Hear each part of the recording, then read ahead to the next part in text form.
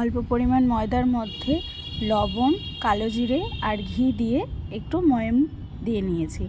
ভালো মতো শুকনো করে মেখে নিচ্ছি। এরকম মুঠ করে দেখে নিতে হবে যে মুঠ হচ্ছে কিনা, তাহলেই ময়ামটা ভালো মতো হয়ে যাবে।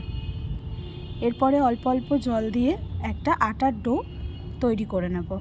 ভালো মতো মাখা হয়ে গেছে। কিছুক্ষণ রেস্টে রেখে দেওয়ার পর এদিকে আলুর পুরটাও হয়ে গেছে।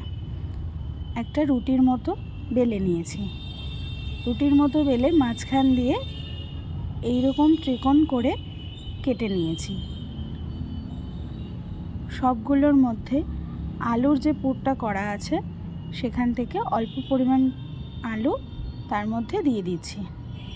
পুরটা দিয়ে ওপর দিয়ে একটু জল দিয়ে ভালো মতো একটা শেপ দিয়ে নিচ্ছি। শেপ দেওয়া হয়ে গেলে আর পাশে একটা কড়াইতে তেল গরম করতে বসিয়ে দিয়েছি।